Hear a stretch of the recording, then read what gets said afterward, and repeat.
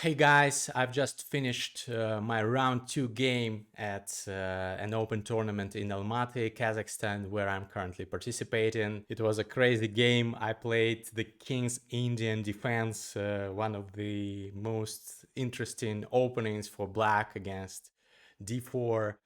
It's the second time in my life that I'm playing this defense. I've just recently started playing it and I'm loving it. I managed to create a powerful attack in this one, as is common in this opening. So I hope you'll enjoy this game. Let's dive into this. So my opponent here is Insar Rustenbek, a young Kazakhstani player, rated around 1500. But you know, young players in Kazakhstan, they're usually rated much lower than their real strengths. So he opens up with d4, and we go into the main line of the Scandinavian defense. And here there are moves like e5 and knight c6 later, but I prefer the system with knight b to d7. Here he castles, I go e5, and rook e1 is one of the rarer moves, but is very sensible. And recently my sparring partner, my training partner Andrei Ashukov, played this against me and won a very interesting game. The recap is on this channel. So I already faced this variation once, and I prepared rook e8 against this and a6 here. So this is one of the computer recommendations. The idea is to prevent the knight from going to b5 in many variations where, for example, I take, the knight takes, and then sometimes I can even go c5 and this knight cannot go to b5. So this is the idea. And also this is a useful waiting move because I'm waiting for my opponent to decide whether he wants to go d5 and close the center, in which case I will attack on the king side, or whether he wants to maybe trade on a5 or do something else. Here he goes bishop g5, which is an inaccuracy according to the computer, because here I can kick back his bishop, and if he goes back, for example, like this, I can go knight g4, kicking him back again. And if he goes back again, I have various ideas like taking here. And if he takes, I can go queen h4. And this gets very dangerous. This gets losing for white very, very soon. So, of course, white doesn't have to go bishop e3. It's not a good move. White can go bishop h4. But then I can go g5. And I can get the two bishops advantage because I'll take this bishop. It doesn't have any squares. And I will have the unopposed dark squared bishop, which is a great thing to have in the King's Indian. So he exchanges here, I exchange, I take here, and this is the position that arises. Already black is a little bit better according to the computer, because the two bishops advantage is a great one, a great thing to have. This bishop is very strong here, this wooden shield, as they call it, eyeing all sides of the board.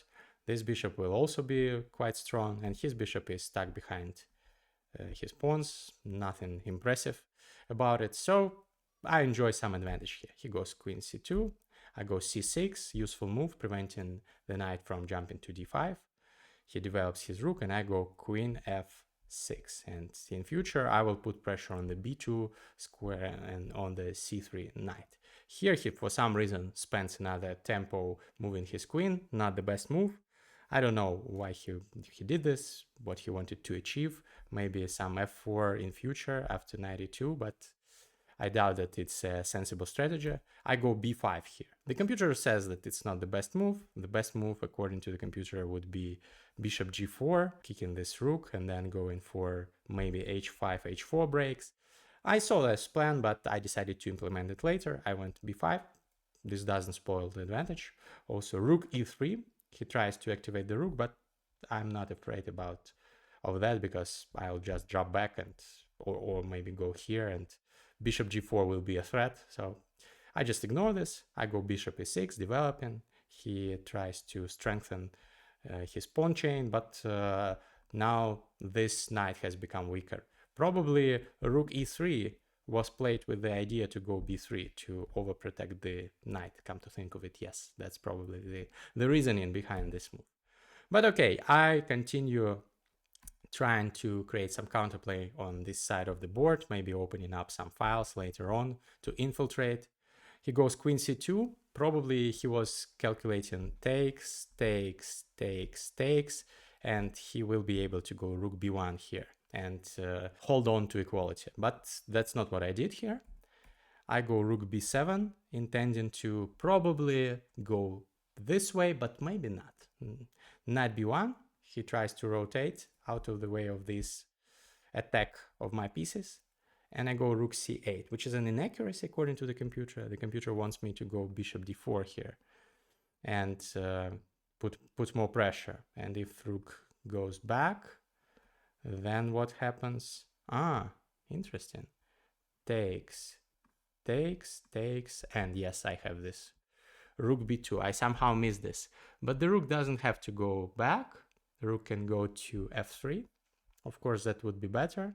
And if I go here or here, I don't know, then the position is still balanced. So queen e5 is better, the computer says. Well, still, it's nothing too crazy. So I didn't commit a horrible mistake by going rook c8. My idea is to be prepared for opening up of the lines in this way, which is, I think, also sensible. So he goes knight a3. I didn't understand this knight maneuver.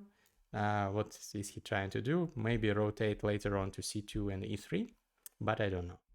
And I go a5, continuing, putting pressure. I want to go a4 or b4 in some variations and demolish this side of the board, because you should advance your pawns on the side of the board that your bishops are eyeing. In this position, it's a dream position for me because my bishops are eyeing both sides of the board. They are very powerful, very strong. So I can advance pawns over here, and I actually did that later. But I also can advance pawns over here on the queen's side. So dream position again. You can do many things here. A5, not the most precise move. H5 was better here, the computer says. But okay. He goes rook f3. I go queen g6. The computer says it's equal, but only if white finds the only move in this position, c takes b5. And even in this position, it's a little bit more pleasant for black. I have bishop g4, and he can sack the exchange here. Very interesting. So if I take, he takes, and apparently this is not horrible. Well, although I'm up in exchange. Interesting. Okay, neither of us saw that. Here he went for rook c1. Trying to put more pressure over this side of the board, probably. But I go h5, and here I return to my plan of advancing the pawns over here and trying to checkmate him, which is a common theme in the King's Indian. Rook e3. The idea of this move, actually, I don't know what the idea of this move is. Maybe he wants to overprotect this pawn and to free the queen, because the queen is now doing this job of protecting this pawn, which is not the best job for the queen. The queen should be active, posing some threats. Maybe that was the idea. But I go bishop d4 here, attacking this rook, trying to dislodge it, and it has to go back to e1 here, and it's less active in such a way. Because if it goes to f3 again, then I have various plans like d5 even, for example. Maybe not d5, but I have bishop g4. And if the rook goes here, then I'll take the pawn. So he will have to sacrifice the exchange because the rook has no squares except for rook d3. So this is the problem. So the rook has to go back. Actually, the computer again finds better moves for me.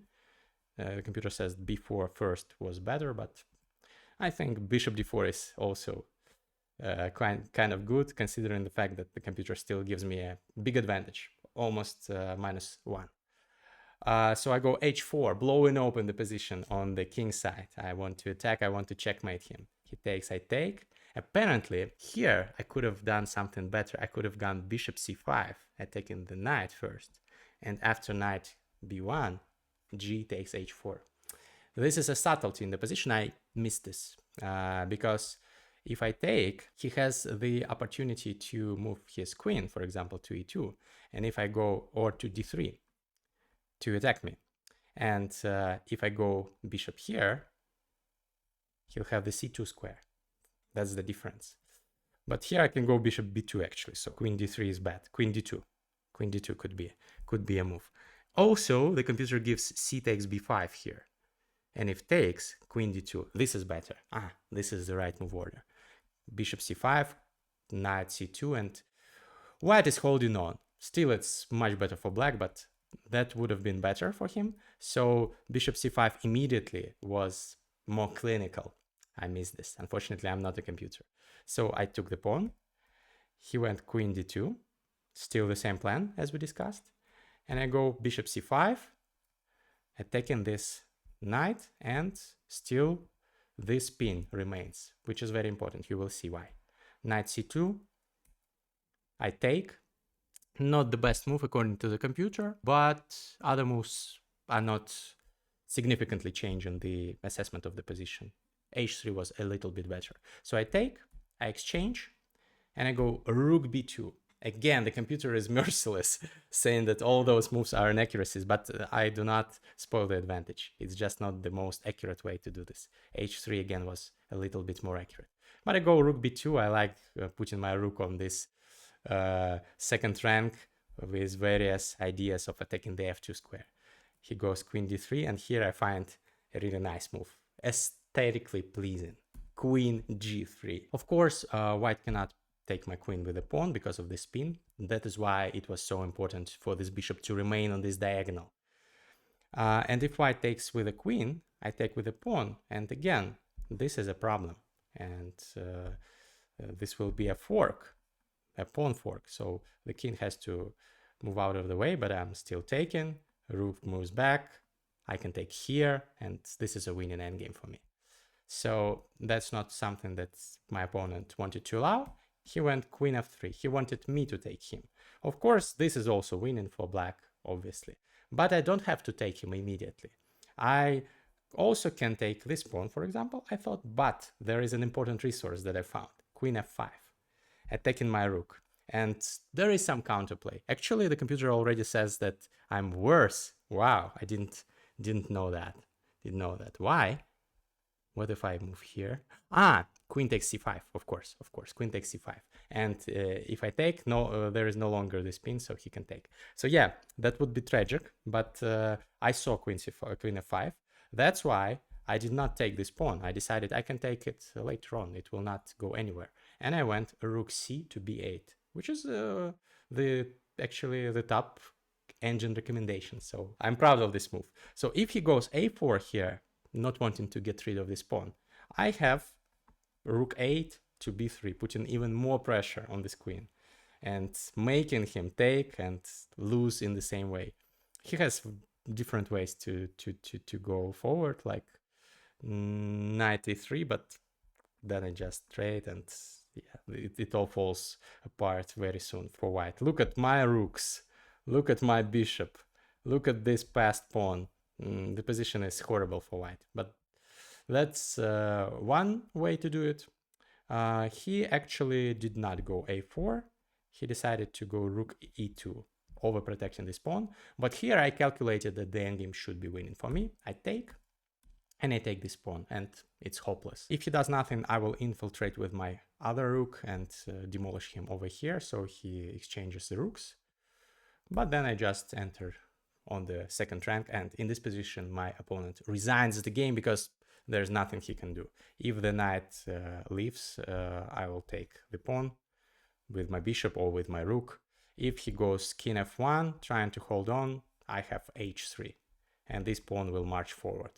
And he can, of course, hold on like rook e1, and if h2, king g2, but then I have a4, and this pawn marches forward. I have these two powerful passed pawns on opposite sides of the board, and he cannot stop them. So he resigned, and with that, I'm on 2 out of 2.